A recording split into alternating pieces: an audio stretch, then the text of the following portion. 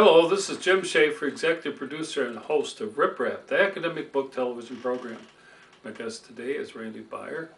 We'll discuss books that Rip Rap has received, including those in the biotechnology of android robots, and on helping Alzheimer patient caregivers. Welcome to Rip Rap, Randy. Glad to be here again. Yeah, this first book is kind of an interesting one. It's the story on android robots. How to Build an Android. Philip K. Dick's Robotic Resurrection. The true story of Philip K. Dick's Robotic Resurrection. It was a really interesting book because I'm not much into the robotic world, but I became aware of how complex it is when I was reading that they got it to the point where they carried on conversations with this robot. And they have specialists that he thanks in his acknowledgments for, the ones that did the neck muscles and all kinds of ways they had to program the artificial intelligence, because my impression is that when you're talking, it would try to mimic how human beings react. So it goes to an area that deals with that, tries to find some kind of way of responding to it. So they go through all this stuff, including making a full-size robot that looked human, based on this Philip Dick, who's a sci-fi writer. Well, he wrote this book called Do Androids Dream of Electric Sheep? He's written many, many books, but the movie Blade Runner was based on the Philip K. Dick novel. And I think that's where the pun, so to speak, of the title, not from Blade Runner, but from the original book, because the lead in the story falls in love with an android woman in the story. This is the story of the renegades who are coming from off-planet to come back and, wreak havoc in the world. And there's this cop, played in the movie by Harrison Ford, in the Blade Runner Ridley Scott movie, but he falls for one of the androids who are guarding the sort of the Moloch, they're, the corporation.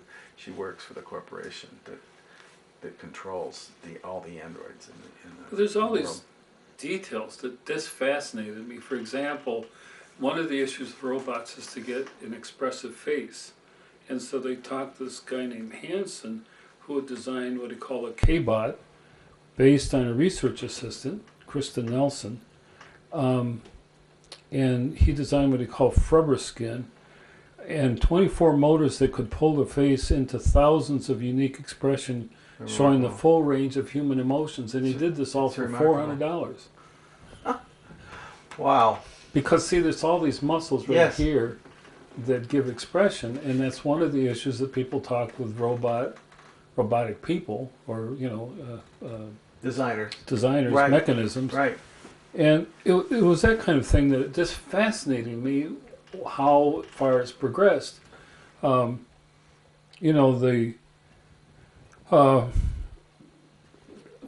had these conferences, working together in these communities. He's at the University of Memphis. What they did in order they brought together psychologists, linguists, roboticists, and physicists, trying to understand all these details. And I found it really fascinating. And they would, like I said, they would have this robot that they would ask questions of, and they recorded the conversations that they had. It's kind of like, what's that thing on the iPhone? The latest Siri. Siri. Yes, it's the Siri experience. The Siri brain. This artificial intelligence. Right, kind of with a human voice, and you can generate feelings almost. Well, I noticed in one of the chapters he was talking about sound, the sound of human vocal. Yeah. Not singing just alone, but talk, and just the vocality and the subtlety that humans have in terms of not just the dynamics of high and low, but various expressions that happen in the voice that we recognize and communicate when we talk with each other, which is, to put it in digital terms is really, really the challenge. Well, and there's all these functional things don't think about. For example, the motors themselves can't run at one speed. They have to be variable speed so that it can be part of the expressive reaction. I never thought about that. Right. And that's quite a challenge. So you have various levels of engagement and I guess in the face elasticity. I mean, if it goes faster, it would be equivalent to a twitch, I suppose. If it goes slower, it would be, it's pulling this flubber. What was it? Flubber? Yeah, flubber. Flubber, this rubberized facial expression. I know there's a lot of anthropology being done on this android robotic, and of course gender studies and the various aspects of this field. I'm trying to think of the Judith Butler text and the robotic world, but I'll come back to that. An anthropologist at Michigan is doing some really interesting research in Japan on the boundary lines between human and robot, and she's done some really interesting work with the elderly who, in a sense, prefer the robots that can help the elderly move in beds, for instance, if you're bedridden, because of course medically you have to rotate several times so you don't get bed sores and things like that. But people who are have ambulatory problems and need help are actually assisted. They prefer, in some ways, in some of the research that she's done, the help of this robotic personality almost. And there's a face. There are these kind of, not smiley faces, they're almost like mock panda faces, like little bear-like faces, that people actually find comforting and are fond of, and prefer that to the human attendant in some cases. And she's doing research into why this works so well.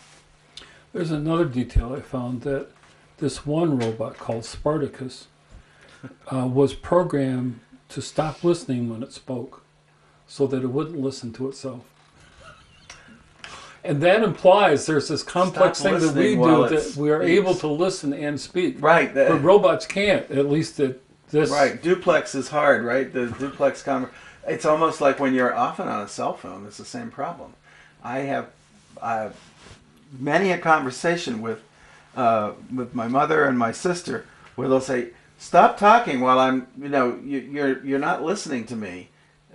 Wait till I say," and I've realized that I was talking as if I had an analog phone, where the full duplex you can have a double conversation, hear each other, and talk. And you know how people who like to talk and engage, they're speaking at the same time, but you're grasping what they're saying.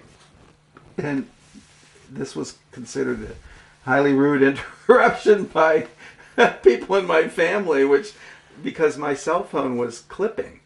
And so if I talked, their stuff would stop. There was so it's similar to the robot issue. Yeah, exactly. That's why I'm bringing it up. Right. So the duplex capabilities were, not non-existent. Well, there's another issue, and that is that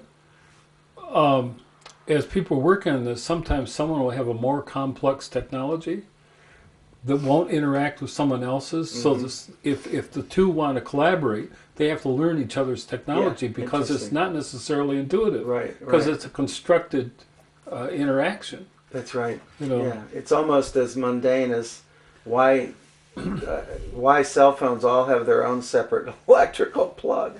Every darn cell phone that you come across has its own special plug. This is like the basics of but there's other technology. Think about how. But there's other peripheral environmental issues that come in, and they talked about how they were trying to set up an interaction, and the one scientist's conversational algorithms seemed to be running into difficulties. It turned out that they had made the visitors wear a microphone, And so that added to the speech recognition issue. I see. Yeah. Wow. In fact, they made throwing in these anomalies that you just that you couldn't program because you're thinking about just the robot doing its thing. Right, right. I just found that fascinating, you know. And there's all these conventions like Next Fest and stuff like that, and so there's also this processing thing about how does the brain process, and it processes literally according to the way it's been programmed. There isn't, you know, it's beginning to have additional, I don't know what you call it, nonlinear kinds of things happening. Yeah. But here was another thing where they had someone had turned off the speaker so the android couldn't hear, and so he went silent. My gosh. And because there was no stimulation or nothing. No, I shouldn't call it stimulation. I guess you could. But he was speaking, but no one could hear him because the speaker was off. And so his head was and the lips were still moving, but there was, which is again how dependent robots are on the actual technology. You can't overcome it. It's interesting. You just personalized it there, which is kind of an interesting thing. It's pretty profound actually, because at a certain point we start to impute characteristics. Is impute the right word? We start to give characteristics to this alien, non-human entity, not being, but entity, and I guess it's what we do. We anthropomorphize these critters. But another thing is, how do you replicate it? Replicate the robot once you've gone through all this. Yeah. And that's what they were trying to do. Is how would you do that? One thing they did was the intelligence programming and whatnot. Just the whole thing, the intelligence, the process that's going through. And so they had a CAD representation of the skull. You know, this is just literally replicating what they had, and it was very difficult. You know, it wasn't a mechanistic approach that they could use. They had to go through the same process. Right.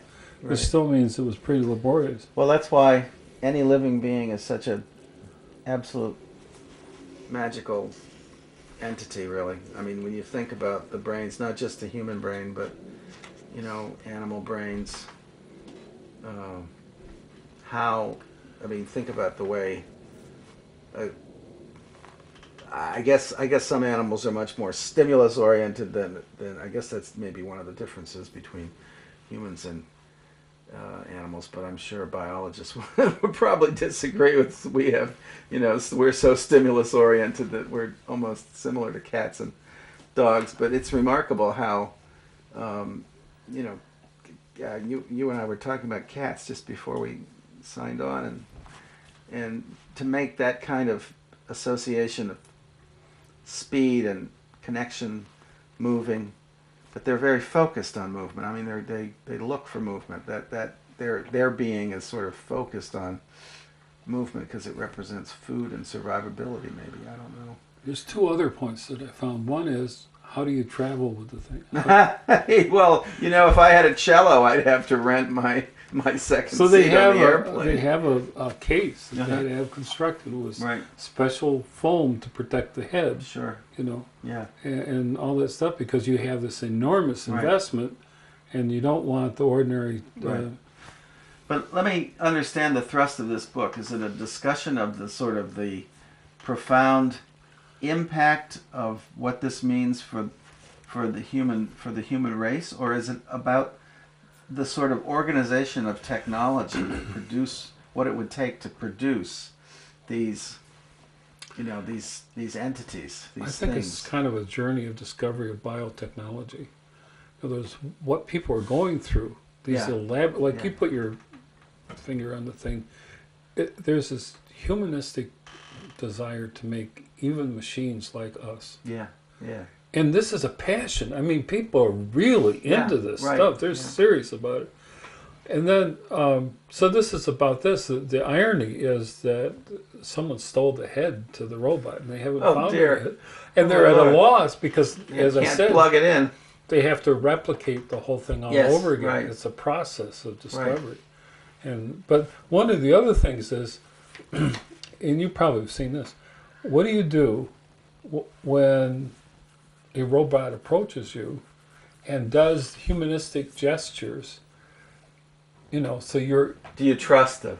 Well, how do you respond? For example, this robot, George Bush, at this One World Conference in Korea, the robot extended his hand, so George Bush shook it. See, I imagine most people would, unless you stand back and bow or something. Yeah, but I'm just saying, there's all these gestures. Yeah. And in different cultures, there are different gestures regarded as, you know, hospitable or welcoming or whatever, you know. Yeah. And I found that... It's interesting if the robots can learn that. So, you know, they had this picture of George Bush shaking the hand of... They dressed the robot up as Albert Einstein, you know, complete with the flowing hair and the modified the body type. So... but what do you do? I mean, you know, this is a real issue, like you're saying. The people who have an everyday, you know, day by day, have a different feeling about the machine. They start developing fondness for it or something. There's some kind of emotional reaction, particularly if it's giving them relief. I mean, we've even got the robotic vacuum sweepers now. Yeah, sure, right.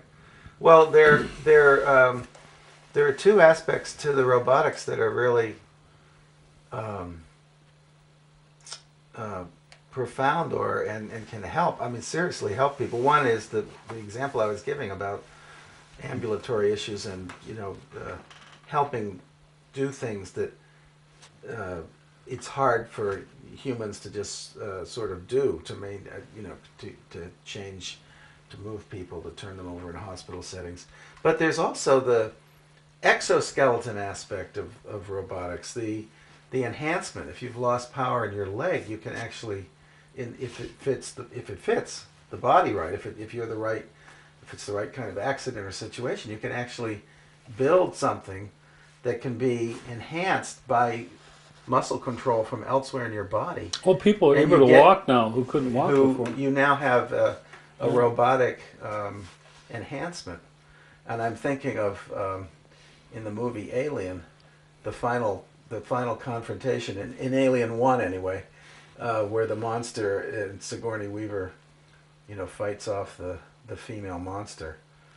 And she gets into that caterpillar-like exoskeleton thing where it looks like a transformer, and she becomes, you know, multi-times more powerful and is able to actually fight the thing, which she couldn't possibly do as her own, you know, in her own body.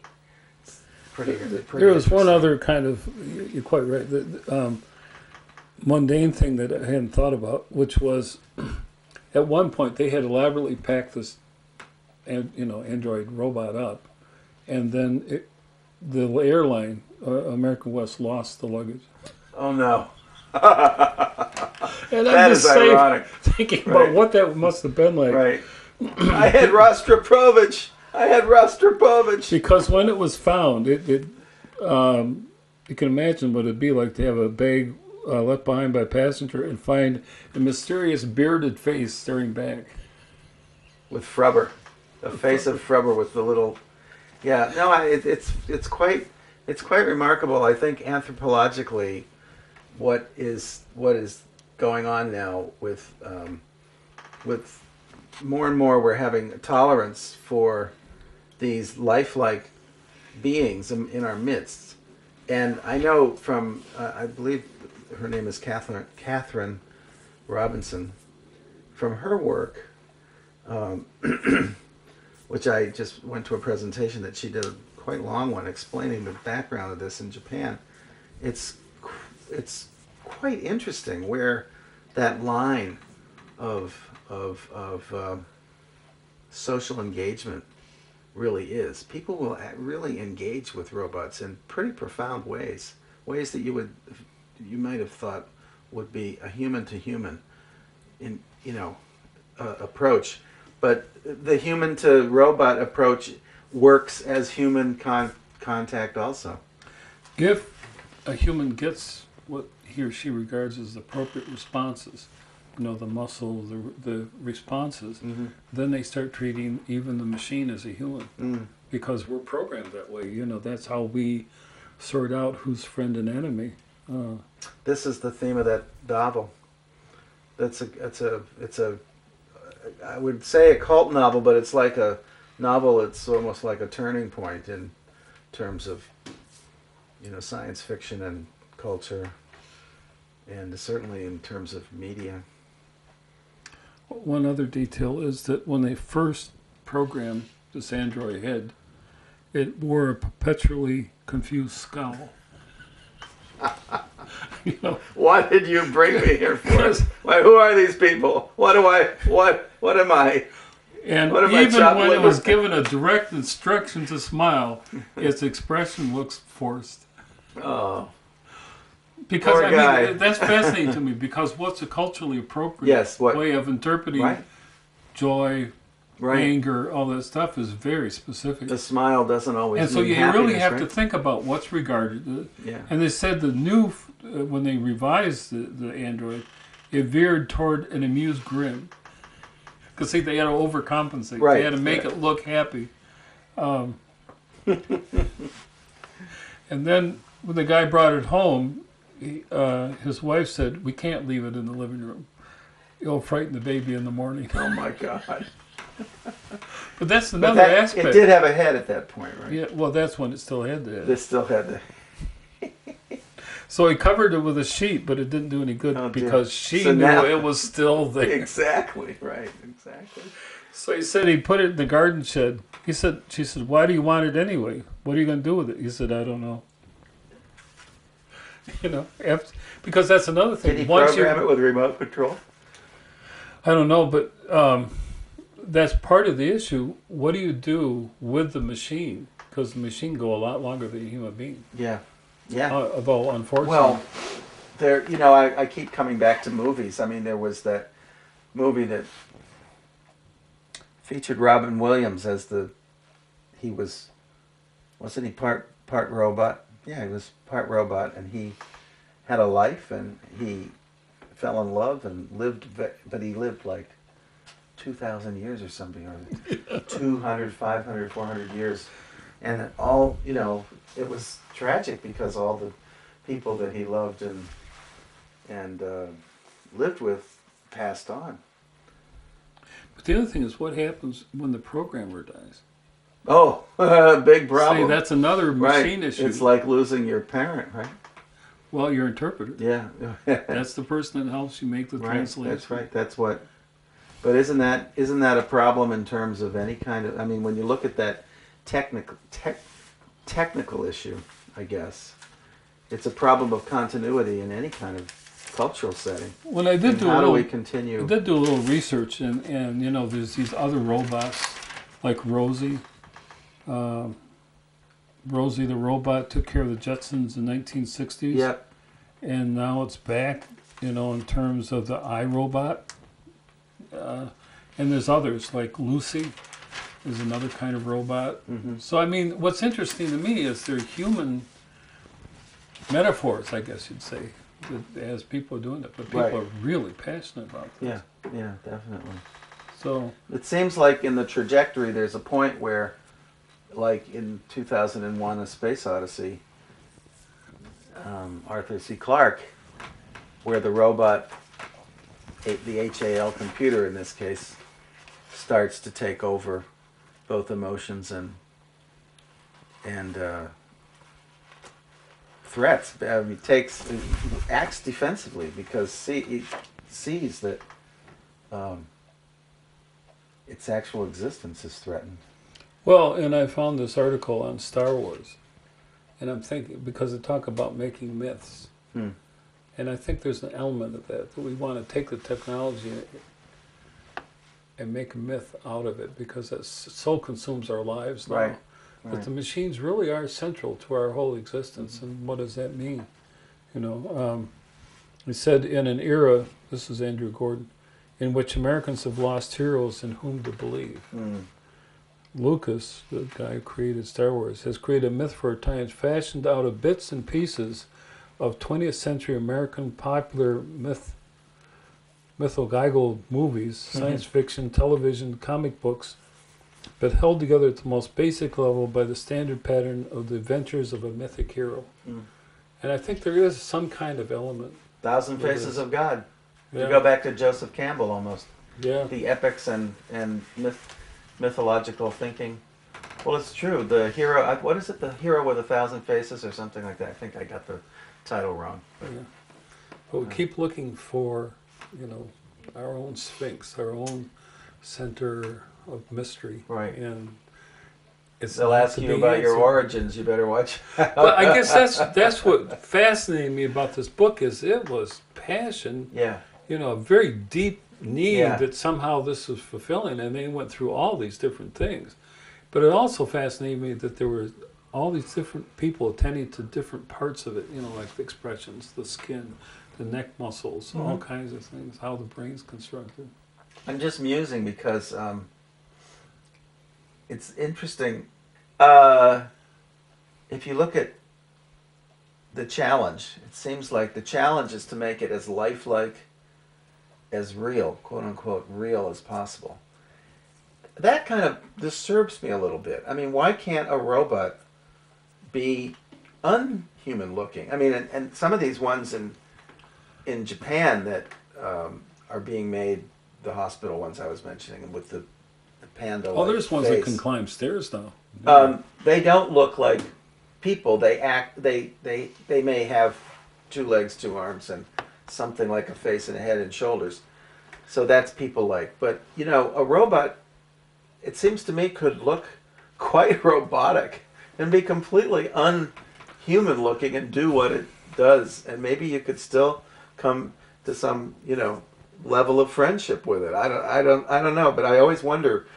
It's interesting that we try to completely replicate what the human being looks like. That's what I'm talking about. Right? It's the anthropomorphic impulse. Is that we have to make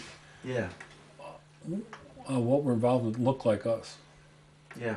And I think thereby you introduce a lot of frailty and challenges that don't have to exist in terms of functionality. And in order to have a round head on a certain kind of body with 4 appendages, 2 arms, 2 legs. Right. You're inducing complexity that doesn't have to exist. However, there must be something to it because you intuitively grasp. Well, we've done another rip rap. This is wonderful.